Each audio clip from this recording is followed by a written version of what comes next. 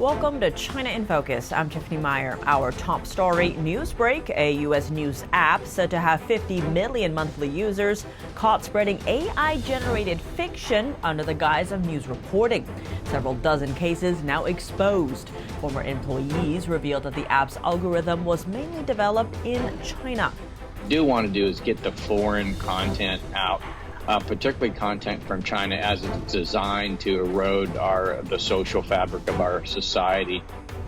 Several U.S. lawmakers urging the Department of Homeland Security to ban imports from two Chinese battery makers. Officials said the company's supply chains are polluted with forced labor. The U.S. and its intelligence allies say China is recruiting Western pilots to train its own military. What's the end goal? And how is the regime trying to cover its tracks? And a group of victims are reportedly getting punished for seeking justice in China. Chinese citizens who lost their life savings to bank fraud in a recent fraud incident now facing months-long stints in detention after protesting and demanding justice.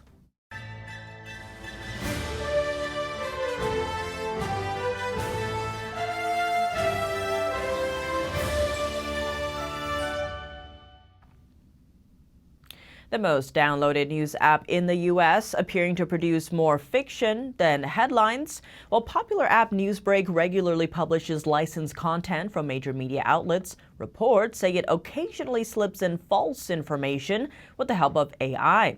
Though it presents itself as U.S.-based, about half of its 200 employees are based in China. The company started as a subsidiary of a popular Chinese news app, partially owned by a Chinese state-linked media entity.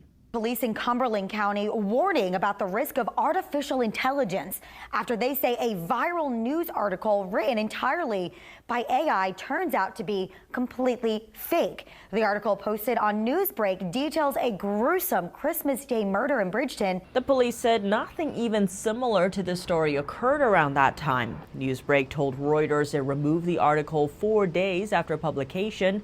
But many local residents say by then they were already impacted by the false news. Court documents show that in 2021 alone, the app had published at least 40 false stories generated with help from AI. Many local media and U.S. businesses say they've also been impacted by other fake reports from NewsBreak. In one example, a Pennsylvania charity called Harvest 912 emailed the app saying AI-generated inaccurate stories lied to homeless people. The stories claim the charity had opened a clinic with services for the homeless, which was entirely made up. NewsBreak is headquartered in a city called Mountain View, located about 50 miles from San Francisco, California. It also has offices in Beijing and Shanghai. 5 of its former employees told Reuters that most of the engineering work tied to the app's algorithm is performed in China. The former employees asked Reuters to hide their identities, citing they had signed confidentiality agreements with the news app. NewsBreak says it has over 50 million monthly users and only operates in the U.S. General Robert Spalding, retired U.S. Air Force Brigadier General and author of War Without Rules, shed light on the matter. We don't want to necessarily censor domestic people who are posting on the internet, but what we do want to do is get the foreign content out, particularly content from China, as it's designed to erode the social fabric of our society. And those that say that free speech extends to that type of things is just not thinking rationally.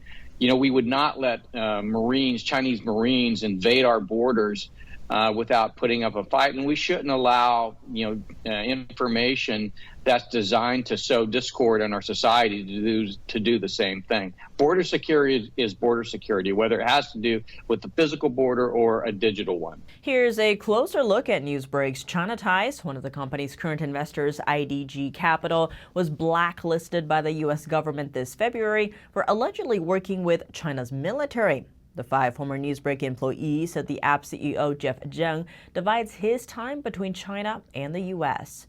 Zheng created another Chinese news agency, Li Dian, in 2011. The company received compliments from the Chinese Communist Party for its efficiency in spreading Beijing's propaganda. 4 years later, Zeng created NewsBreak in Silicon Valley. EDN had described NewsBreak as its U.S. branch until 2021. A group of U.S. lawmakers is urging the Department of Homeland Security to blacklist two Chinese battery firms, Goshen High-Tech and Cattle. Officials allege these companies are connected to organizations involved in state-sponsored forced labor programs in the Xinjiang region. NTD's Sam Wong has more. The latest effort is spearheaded by Chairman of the House Select Committee on the Chinese Communist Party, John Molinar, along with 4 other Republicans from both chambers of Congress. In 2 separate letters to the DHS, lawmakers said both Goshen and Cattle are seeking access to the U.S. market. That's while their supply chains are linked to Beijing's human rights abuses in the Xinjiang region.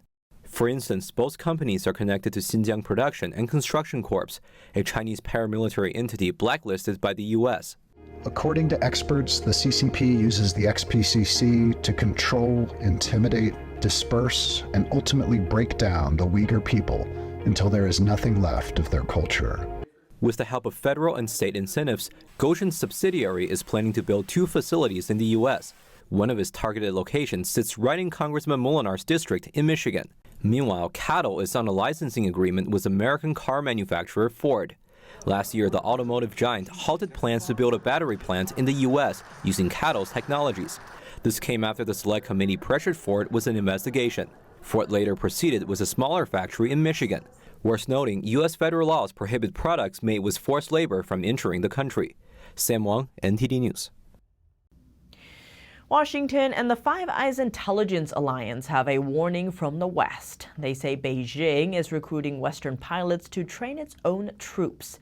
The Intel network is comprised of the U.S., U.K., Canada, Australia, and New Zealand.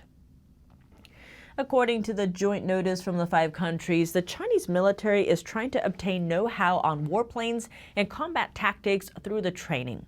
Military talents are reportedly offered lucrative pay to work in places like China and South Africa. Officials say the regime is finding ways to cover its tracks, including using private firms under different names in different locations. Over the years, Washington and its allies have taken a number of actions against China's recruitment of Western pilots. The U.S. Commerce Department last year sanctioned more than a dozen entities in China, Singapore, South Africa, the U.K., and several other countries for their roles in the recruitment. Is quantum computing the next frontier of modern technology? Some say it will change the world, but others are wary of the risks. A single quantum computer could break all modern encryption systems. Given the rising cyber threat posed by China, how can the U.S. safeguard its data? To discuss, we sat down with Rex Lee, cybersecurity advisor at MySmart Privacy. Rex Lee, thank you so much for joining us. Great to have you back on the show. Thank you, Tiffany, for having me on the show. Now, AI has been dominating headlines a bunch. It used to be one of the emerging technologies, and now a new emerging technology is called quantum computing. Tell us how groundbreaking this could be. Well, quantum computing is huge. It's the new frontier beyond AI.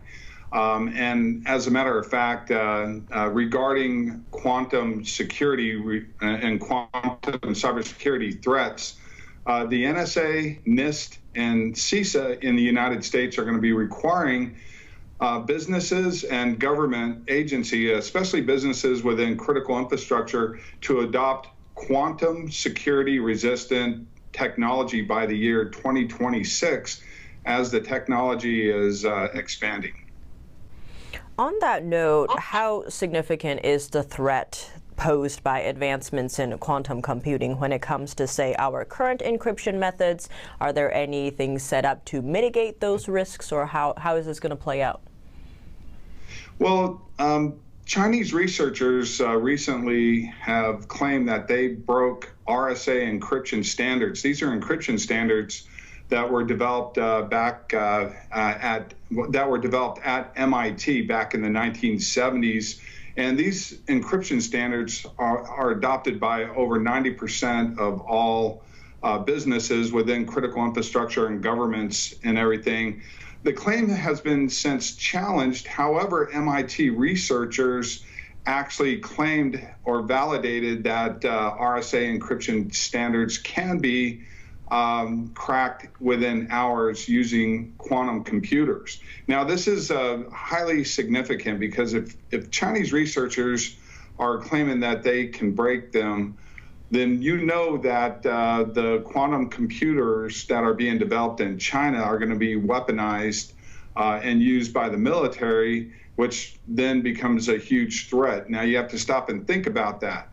If you compare that to like fentanyl that's being exported through criminal cartels from China into Mexico, then exported into the United States from Mexico, you can also make that same comparison when it comes to hacking, or when global threat actors such as nation-state hackers work on behalf of adversarial governments so that there's this wall. These groups tend to be nebulous. We don't know who they are. But the fact is, these groups are populated with military-trained hackers who either were in the military in Russia and China, and then have since moved on to criminal organizations. So when you make that comparison and you see that most of the cyber attacks today are coming out of China and Russia, this becomes hugely significant because you can bet on the fact that quantum computing technology developed in China and Russia today, these same nation-state hackers and criminal organizations are going to have access to that quantum computing power to conduct tech-based hybrid warfare, which is linked to hybrid warfare, which is a subject matter that we talked about quite extensively on the show. Rexley, thank you so much for your time. Thank you. The State Department has just greenlit a $300 million sale of warplane parts to Taiwan. That's according to the Pentagon Wednesday. President Biden recently said he would not rule out using U.S. military force to defend Taiwan if Beijing decides to invade the island. That was in an interview with Time magazine just a day before. The package mainly includes spare parts and repair pieces for the F-16 fighter jet and other technical support services. The Pentagon said the sale will help Taiwan boost its defense abilities and maintain political stability in the Indo-Pacific. The Chinese regime claims Taiwan as its own, despite never having ruled the island. This is the 14th U.S. arms sale to Taiwan since President Biden was sworn in. He told Time magazine that the reason that the U.S. invests heavily in the region is to ensure China is, quote, not able to change the status quo.